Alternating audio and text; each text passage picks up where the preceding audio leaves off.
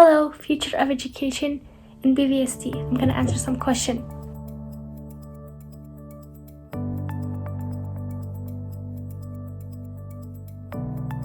Chronic stress can increase people's risks of anxiety disorders, and stress in general can be bad for many pre-existing mental health disorders. Some teachers try their hardest to make work interesting and individualized, while others focus more on getting through all of the required lessons for that semester or quarter. Almost all of the teachers at Manhattan are aware and willing to be flexible when it comes to the engagement of the students. However, some are unwilling to change the curriculum or lessons to accommodate for the lack of interest in their class. All kids are different, so that means their learning is different. I think there should be more tools for kids who have a harder time learning, especially now. A lot of schoolwork and homework is online, so having those tools and ways for kids to understand the content is crucial. Many studies have shown that hands-on learning is an incredibly important part of a good, well-rounded education, and that's what BVSD strives to provide: the best education and the most individualized education for everybody. And hands-on learning is an incredibly important part of that. Now, I think we need to figure out ways to help students and teachers integrate hands-on learning at home. For one, maybe supplying materials, or teaching students and parents maybe, and teachers how to teach and learn and do hands-on activities at home during these times. It would be incredibly sad to me if students had to miss out on all the amazing benefits of hands-on learning just because something else was easier. I think there should be more lesson plans for kids who might not understand and more one-on-one check-ins. I think communication is really, really important, especially when there isn't a physical teacher. I feel like when I'm in a talking to the teacher, I understand more than being online. Asking questions is really inconsistent because people just don't really know where to get their answers, and it's not like it would be in physical school where we actually go and get our information by talking face to face with people. So I think that the aspects that cause me or just students in general stress is not being able to get an answer for a question that you need right away, and also not being able to get demonstrations or shown examples right when you need it. Studies have shown that one of the most important parts about physical school is the interaction with other people, not only from a social standpoint, but also from an academic standpoint. When you get to talk to other people about what you've learned, you not only get your understanding, but you also get to think about other people's perspectives. And you get to argue your understanding and they get to argue their understanding, and you end up with a better and more fully formed idea and comprehension of the subject. It is often easier to assign an assignment on the computer, but being able to interact with people and talk about things really increases your learning and understanding. It also increases enjoyment. When you are interacting with other people about your learning, your brain is more focused, more engaged, and remembers things for longer. Classes over Zoom or Google Meets or whatever should be incorporated for the rest of the time at home to make sure that these benefits are incorporated. Online learning is definitely not the ideal medium for learning, but there are benefits to it that we can carry back to brick and mortar school. My teachers generally do a pretty good job of telling us what we need to do each day. I feel like sometimes the way that classes are organized can be a little bit confusing. For one of my classes, assignments are only organized by week instead of by day, so it's hard to understand what you have to do every day and where to find your assignments for the day. Most of my teachers are pretty specific and organized about what we need to do each day. And what I found really works is when there's a folder for the week, and then inside that folder there's a folder for each day. Most of our teachers have been doing a really, really great job in this field. Some of them have assigned us office hours and have organized Google Meets in which we can ask them questions and they can answer them. Instead of a paragraph, a bulleted list, or maybe in addition to a paragraph if there are things that need to be explained. I think one way that they could improve this is by giving us an end goal, and the students can kind of decide what they'd like to do from there and make up their own schedule. And also you have a more flexible schedule, so you can sleep better and have more time for your hobbies. Kids can now go to bed late and wake up late, or they can go to bed early and wake up early, so they can still get the 8+ hours of recommended sleep. You can work at your own pace now, and instead of things being due within an hour and a half, you have all the way until the time you wake up until 9 or midnight. It gives you more streamlined instruction, so it's there's less busy work and you're getting more right to the point. And you get to work at your own pace. You don't have to go too fast or too slow. You can take all the time you need and then move on.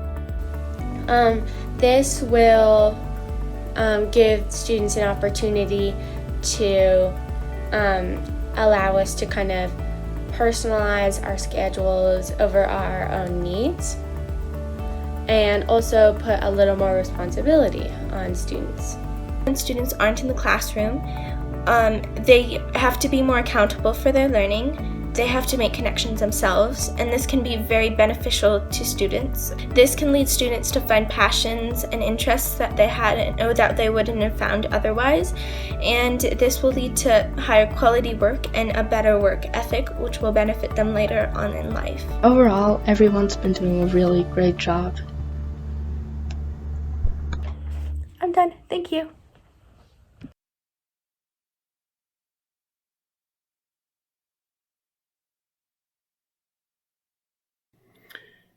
Hi, my name is Adam Hunt. I teach 8th grade language arts at Manhattan Middle School. I wanted to give a little preamble to this video that is a class conversation, sort of a Socratic seminar, but mostly student-led. It's students relating to an episode of Nova called Schools of the Future, and a short story by Isaac Asimov called The Fun They Had. And I highly suggest you read the short story. It's a 5-minute read. It's a page and a half. It's very, very short, but it's really powerful right now. It's about 2 children who discover a book in their attic. And these children live far in the future. And the book talks about how kids used to go to school together. They had real life teachers, not a computer that taught them. And they got to discuss things and learn from each other and play together and socialize. And the last line of the book is a little girl who really hates her at-home schooling, saying, "Oh, the fun they must have had." Combining that with Nova's episode about where schools are headed and why they're headed there, the kids had a really good conversation where they talked about what they thought the school of the future should be like, and what they took note of in the piece. And I think that it's a good view for any teacher, really. So I'm going to let that run, and I hope that you find it edifying and gratifying, because they really miss us. They really miss each other, and this is an opportunity for all of us. So much love. That when they showed these kids these different stories, how their emotions triggered all of their brain, even including the very the unconscious things like regulating your breathing or your heart rate and everything, and it included everything instead of just a set number of pieces of your brain that were responding to it. I thought all the stuff about short-term versus long-term retention and taking all those quizzes every day was kind of interesting. Just I don't know, I hadn't ever really thought about it that way before. I thought it was interesting how different kinds of light can affect when you fall asleep. I thought it was interesting to see how regions of the brain, the temporal lobe and Broca's point, actually change changed, like physically, like you could see that in CAT scans and MRIs. And I'd already done some reading about how those language centers in your brain affect educational development, and I thought it was interesting to actually see that change. Corliss, I guess I missed that part of the show. What was it that was changing the temporal lobe specifically? Do you remember what they were talking about? It wasn't the temporal lobe, it was the hippocampus. Oh, okay. It was Broca's point and the hippocampus. Was that just learning in general, or was it the sleep part, or the mindfulness part, or what was it? That was when they were talking about kids who had been in high stress environments and therefore hadn't had that specific focus, and changing how your brain focuses while reading. Okay. So the prompt that I had you guys write a little bit about was, what do you think that schools should be like in the future? And I don't know if you read back over other people's responses, but there was a pretty wide variety of responses to that. So I think to sort of make it easier for us to find agreement is to like reverse that question and ask what schools should not be in the future. Like, what is it that we know definitely should not be part of our educational system? As far as that could be what you learned from Nova, or it could be personal experience, although I'd be aware when you're talking about personal experience of what it is that, Nova specifically, but science, if you happen to read out beyond what I asked you to do, what science says is good for us. So like Catherine was saying, she thought the testing thing was really interesting. I'm sure many of us would not enjoy having a quiz every single day in class, like graded or not, but Nova says that it's good for us. So probably not a good thing to say we shouldn't do that in schools when it functions. So like what sorts of things should definitely not be part of school that you are seeing currently, or that you're afraid is going to happen in the future? I think that something that happens a lot right now is that we're divided a lot. So you're divided based on like language or like level of learning. And I think they touched on this in the video, and I think in some areas that can be good, but I also think that not having as much of that division and kind of having more student to student interaction from people who might not normally have that is beneficial. I think it was helpful if school was like a little more individualized. Like, I know they had kind of talks about it in part of the thing where they were doing that computer thing, and it was kind of going at their own pace. I think that could be good. I agree. I think that there's a fine balance to be struck between giving people the personalized instruction that they need in order to feel challenged and engaged, and also making sure that they have the opportunity to learn in ways that maybe aren't their favorite, or even aren't quite as efficient, because they need to be able to adapt to different situations as well.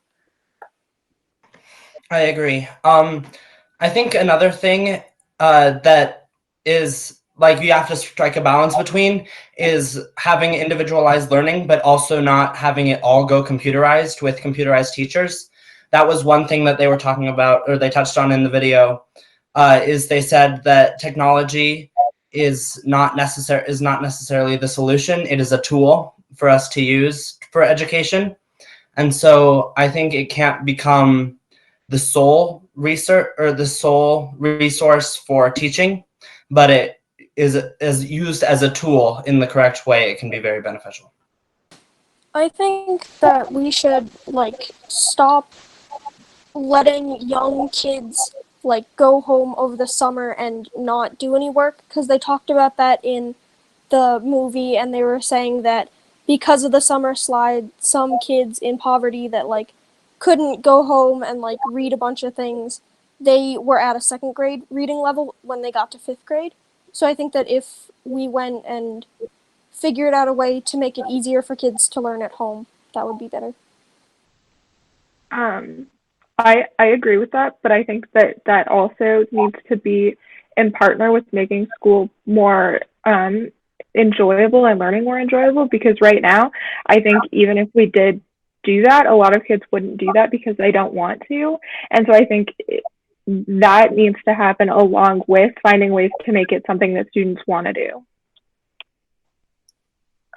I think that a lot of people at a young age, especially if they don't get really good at reading, for example, then things in the future start to get harder because they just don't have that strong background, and then they're less likely to want to do other things because it's just hard. And the more you fall behind at the beginning, then you just keep falling behind, and then I think that's a lot that can be a big contributor to why people are not interested in learning, is because they just feel like they can't. I agree. I think that kids likely should wake up in the morning and be like, I want to go to school, and not like, ugh, school again.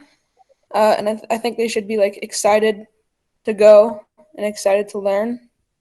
But that can kind of be hard if the kid's not motivated. So that's why you have to start them early to be motivated.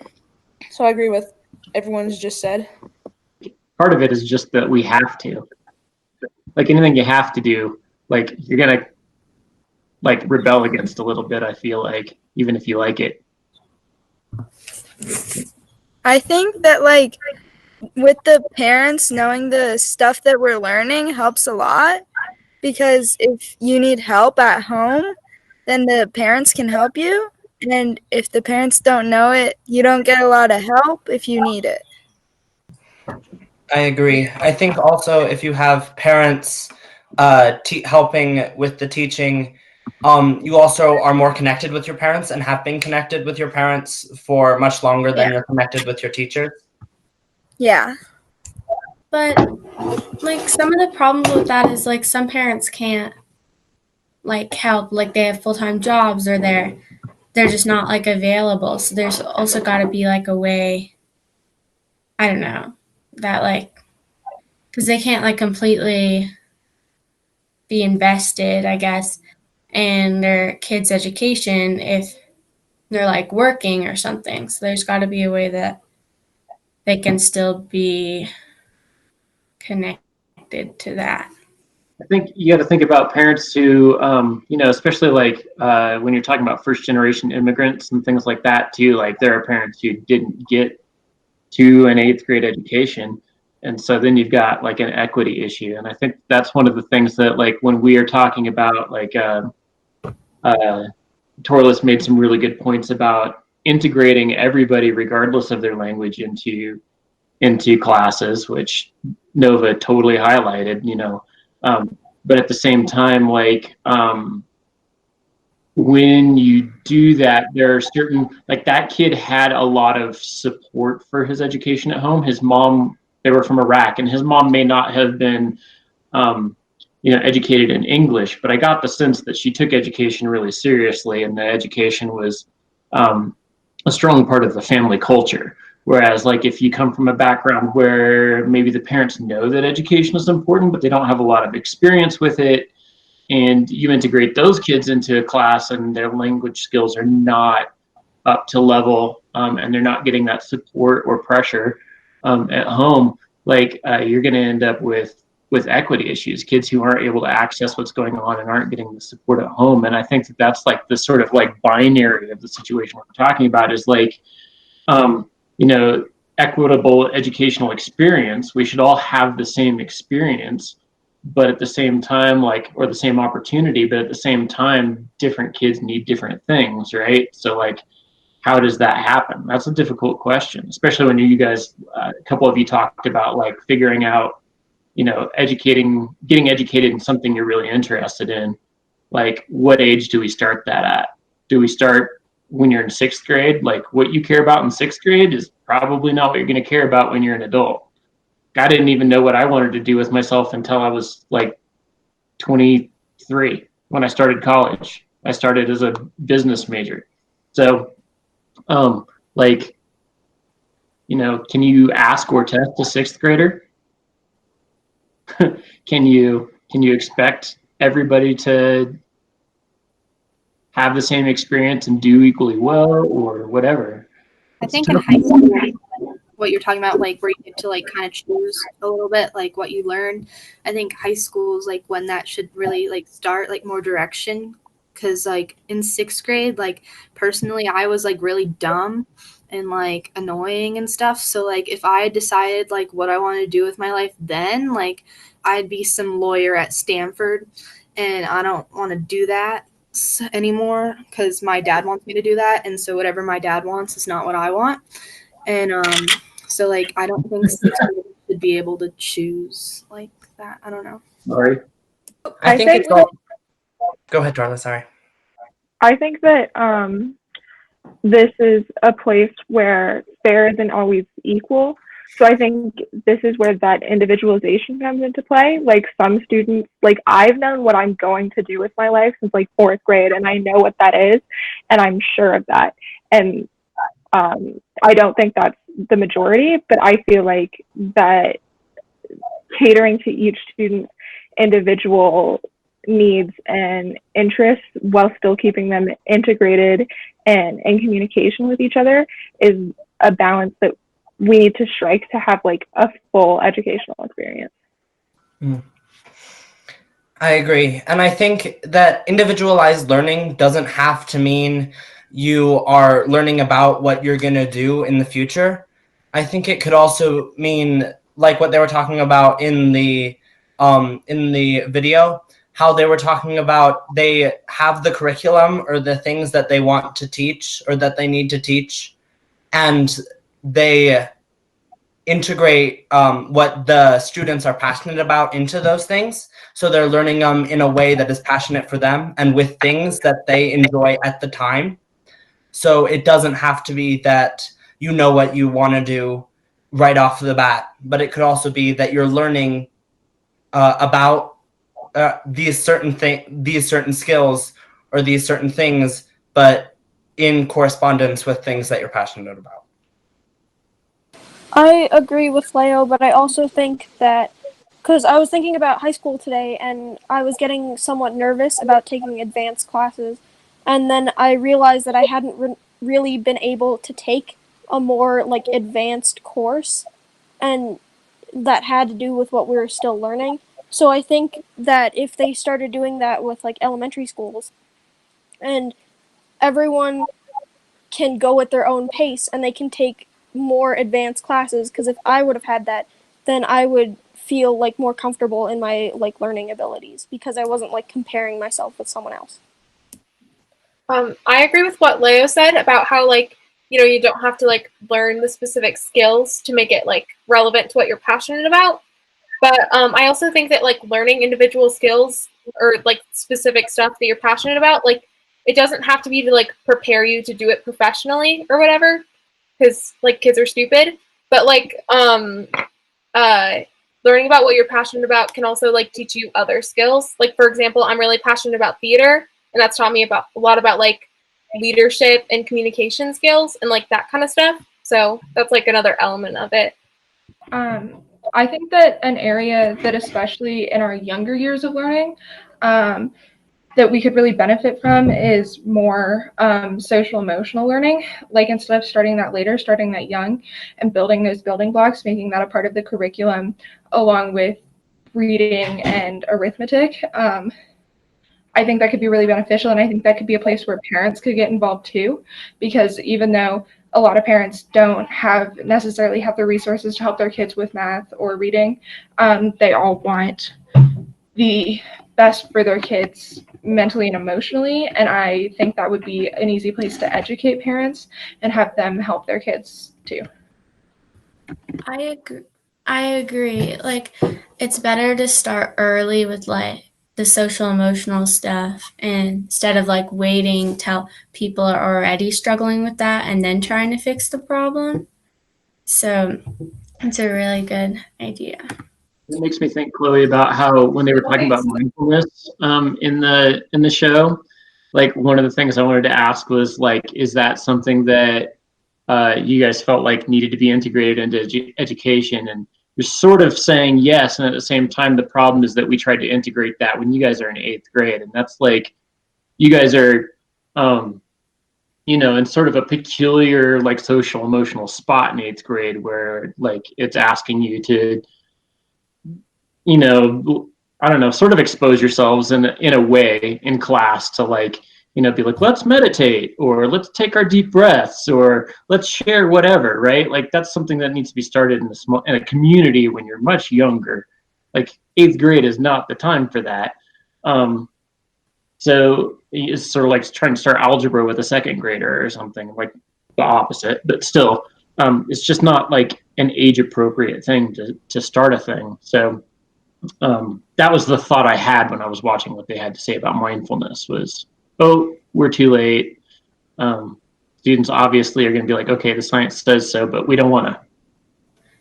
I think that's also true with how we've been trying to, because they talk some about adding like social emotional learning into curriculums, and I think that's also true with social emotional learning at Manhattan, because we've been trying to do that, but I think that's hard because part of that is having a safe environment, and I don't think that's encouraged in our school system. I think there's still, even though we talk about that not being the case, I think it's still there's still a hierarchy at school, and there's still almost like a bullying community without the bullies, and I think it's really hard to have successful social emotional learning or a safe school environment where you don't address that as like a nation, and you try to do that on a school by school level without addressing the bigger issues.